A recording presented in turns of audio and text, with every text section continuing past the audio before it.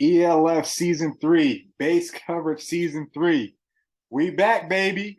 Let's go! We doing everything they talk about. You know I'm everything a boss about. Not putting work and gotta toss them out. I'm really biting, they just barking out. I'm really riding, they just parking now. His street, what to talk about. See the big H when I'm walking out. Hey, welcome back, everyone. Welcome to Base Coverage. I'm your host, Jamal Clay. Base Coverage is presented to you by, of course, our partners over at Knoah Teamwear. Best in the game. Appreciate the support. Hey, it's been a lot's changed since the last time we chopped it up a little bit. First off, me personally, one of the main reasons why I had to take that break from December to now. Welcome second child into the world. So that took up a lot of my time for the right reasons. But I'm back now for season 3. I'm here with you guys to the end of the season. Also been working on a lot of things. Looking to partner up with a couple other projects heading into this season. So it should be an interesting one. First off, thank you to the supporters. I'm not gonna say followers, to supporters that watch the episode. You got people I interact with, chat with, discuss ELF ball with. I appreciate you guys. Shout out to Knoah. Always appreciate them. They've been with me since day one. Loyal supporter of Knoah Teamwear. Definitely go check them out. I'll put the link in the description in terms of their teamwear. Hands down, best jerseys in the game. Don't at me. Hey man, there's a lot to be excited about heading into season 3 to ELF. We're welcoming a lot of newcomers into the league. There's going to be tons of guys we're going to get to know throughout the season.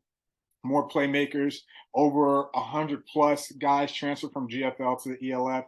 We have 5 new teams coming into the season. Over 20,000 tickets have been sold already for the championship game, which I think is going to, top not only year 1, but definitely year 2. Just in terms of the location of it and the people that are supporting it. Unfortunately, we did lose a team with the Rams, so there's 17 teams coming into the season. But I think we have a good group of teams heading into this year. And listen, there's going to be a lot. And there's a lot of excitement heading into the season, not just because of the third year of the league, but just the teams, the players, the coaches with the coaching experience, where the teams are being played at. I mean, we got Switzerland, we got Paris, we got Prague, we got Hungary, we got 6 big cities in Germany. We got Barcelona. I mean, tons of teams, the Austrian markets, tons of teams, tons of countries, tons of beautiful cities, and they're all going to be playing in the ELF in season 3. So that's definitely an exciting thing heading into year 3. Today, for the Welcome Back show, I want to get into the first month of the schedule. Obviously, I did the previous show when the schedule first broke out, and my quick reaction, and my thoughts on it. But I want to get into the first month of the season. I want to get into who has the toughest first month, what teams we're going to learn about, and I'm also going to give you my top 5 games to watch or to keep an eye on for that first month in June. So before we dive into any of that, let's give support and shout out to my guys over at Knoah Teamwear and listen to this quick word from you.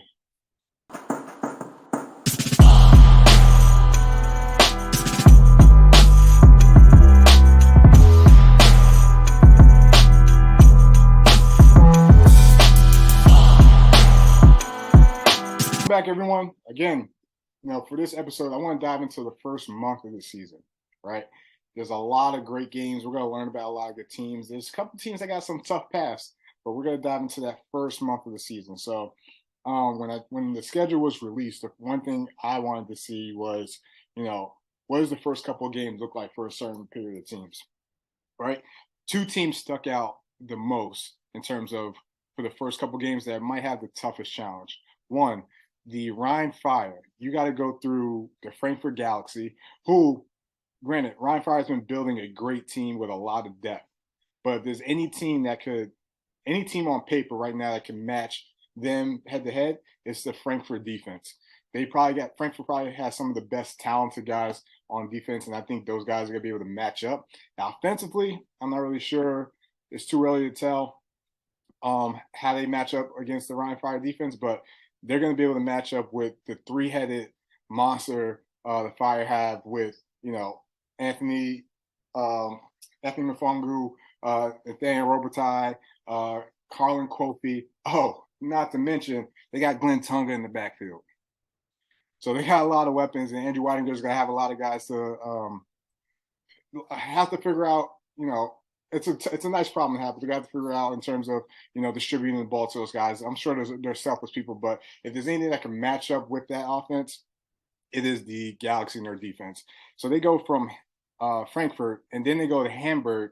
Hamburg, I've said it plenty of times, the most decorated team in the ELF. Defensively, I don't think they're going to be a slouch. So I'm still going to consider that a tough matchup. And then you go to Cologne to finish out the month. The other team that I think may have a tough path the first month of the season is Paris. They get a nice matchup versus Cologne week 1, but then you got Stuttgart. You got to play Stuttgart in your home opener, which is not going to be an easy matchup. Stuttgart is a completely different team, completely different organization, and on paper right now they match up well with Paris. And then not only that, you got the Fire next week. Excuse me, and I forgot to mention that the Fire do play Paris before they play Cologne. But Cologne, then you go from Stuttgart Surge, and then you go to the Fire, right? And obviously we see the team that they're building. But then after that, you go to the Galaxy. So, you got 3 tough in-conference competitors, and you got one of the toughest teams that a lot of people are excited to see in terms of who they are in the Surge. So I would say right now, the Rhine Fire and Paris Saints probably have the toughest matchups in the first month of the season. So it's going to be interesting to see how they all pan out. All right. Next, teams we're going to learn about. I think 2 teams we're going to learn about. We're going to learn quick. One of them, the Cologne Centurions. First 2 seasons in the league, historically not great defensively. Obviously they never had a problem putting up points wherever it was the first season with Madre London on the run game, and then the second season when you had the connection between Jan Vainreich and Quentin Pounds. They've always been able to put up points offensively. Defensively has been a whole different story. And we're going to learn quick about the Cologne Centurions when your week 1 matchup is Paris, and then you play a team like Prague that has, just weapons. And primarily they're going to be 10 personnel, 11 personnel team. They're going to spread the ball out. So we're going to learn quick about that Centurions defense, if they've changed, how good they actually are or heading into year 3. Obviously, historically, Cologne has not had a great defense. I think that should be the main focus for them heading into year number 3. And then the Stuttgart Surge.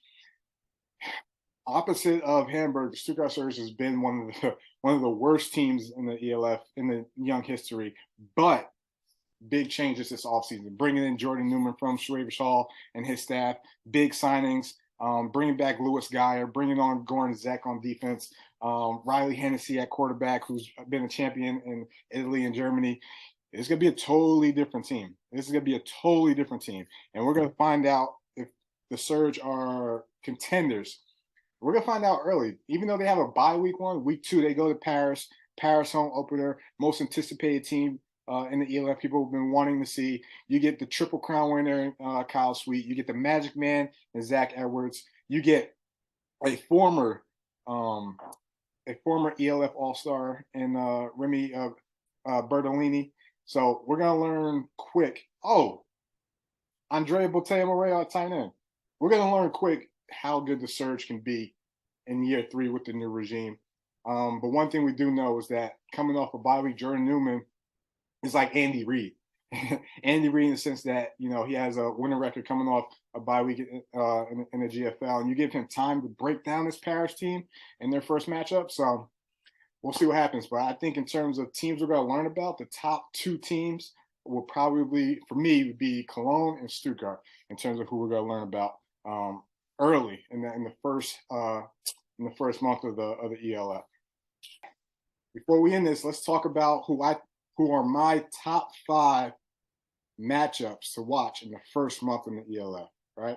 These are the top 5 games I personally am going to be intrigued about, but I also think should gain a little bit more viewership and interest heading into year 3. All right. So the first one we have the Helvetic Guards versus the Milano Seamen week 4. I think any team that carries two American DBs is going to be a challenge for the guards, especially with their personnel. But the guards, in terms of who they are, they're going to be primarily a run the ball team in terms of with Silas and Ebo up and the running back. They got some good receivers. No one that's really going to be like a Kyle Sweet type of threat, or like a true X, maybe like a Markel Castle or type of dude. So they got some guys, but I think going up against the Milan team, that's what's going to be the mismatch in terms of playing with a team that has 2 American DBs. But Switzerland and Milan have always had a history, even like to the Colombo Bronco days when I used to play with them. We always, we'll play Milan in CEFL matchups. So I think that's going to be an interesting game, and one of the games I'm going to keep an eye on. So for number 5, I have the Helvetic Guards versus the Milano Seamen. All right. Number 4, I talked about this matchup earlier. Stuttgart playing the Paris Saints in week 2. Paris home opener. We got the Riley Hennessy versus Zach Edwards matchup, which I think this game has potential to be fireworks. Fireworks in terms of Riley's someone who loves taking deep shots. Even when he was in Schwaber Hall, he had his guy Rudy. He loves taking deep shots, and he's got some guys where he could do it with the Surge. And then Zach, all-time passing leader in the ELF thus far. That's self-explanatory. Not to mention, this is Paris's home opener. Yeah, this game in week 2 is definitely catching my eye. So Stuttgart Surge versus the Paris Saints week 2 is definitely going to be one I'm going to have eyes on. Number 3, this is a week 1 matchup. We got the Berlin Thunder versus the Anthroners. It's crazy because I'm looking at preseason way too early rankings, and no one is really respecting the Anthroners. But I think the Anthroners, in terms of matchup, more similar to Berlin than they are at the bottom. And when I say this because they have a pass rusher just like Kyle's Kitchens on Berlin. They have a dynamic quarterback. They got receivers Benjamin Plough, Jay Griffin. They may not have the receivers Berlin has in terms of the group of guys and the depth, but I think they make up for with Gabriel Cunningham, that quarterback, in terms of an athletic type dude that can make plays. I think this game is going to be closer to what people think. I think this game also has potential to be fireworks. I'm not saying this is a blowout. I'm not disrespecting the Throners in this matchup because I think they are better than what a lot of people think they are. Remember, this is a team that won the CEFL championship last year, the international championship, and this is a team that has a lot of good guys, and they're bringing in a lot of good guys. So, we'll see how this matchup pans out. But Berlin Thunder versus the Anthroners week 1, definitely something I'm keeping my eye on. Number two, we have the champs. The champs come back in action versus the Berlin Thunder in week 2. Personally, I think this should have been a week 1 matchup. I think the defending champs deserve to be prime time or in the center of the action week 1, but it wasn't. I'm sure scheduling played a part of that. But I think this is gonna be the first time we see the champs. New head coach, new quarterback, a lot of the same similar pieces in terms of defense. Obviously, bringing back Xavier Edwards, Benjamin Strait, Thomas Schnorr. I think this is gonna be a great matchup, and we talked about teams we're going to learn about. Berlin's a team we're going to learn about pretty quick too. Different philosophy on offense, brand new weapons on offense. So we're going to learn about Berlin too. But I think this matchup versus the champs is going to be a good one. Again, a lot of changes on both sides, but I'm going to be keeping my eye on this one as well. And the number 1 matchup. Some people would say if you had to pick one game to watch in the ELF all season, maybe it could be the championship game, even though this technically would have happened based on the 2 teams. Who would you want? All right, and we're going to get this matchup pretty early, and I believe it's week 3. All right, the Rhine Fire versus the Paris Saints. All right, we're getting a team that is well built on paper right now with a lot of depth. All right, in the Ryan Fire, and an offensive coordinator who coached the opposing team's quarterback and receiver last season in Barcelona, which Andrew Weidinger and coaching Zach Edwards and Kyle Sweet. You know, this matchup is going to provide a lot of storylines. I think for me, the one thing that I question about this matchup is how good will Paris's defense be this season? We know offensively they got the weapons to be something special, all right? But how good is their defense going to be? All right, and when you're playing the Ryan Fire and you're playing against an offensive coordinator like Andrew Weidinger, who had one of the most exciting offenses last year in the ELF, you better have a defense to stop those guys.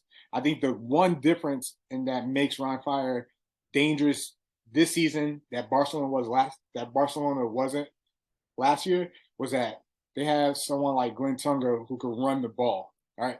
Glenn is in a position where he's now with Hamburg where, you know, he's got to get a crowded box all the time. People had to 8-9-man boxes just to stop Glenn. Or in this case, Glenn is not going to see those types of boxes because he has weapons on the outside, and it's going to be a more balanced offense. And you have a quarterback like Jadrian, who could run the ball, spread the rock.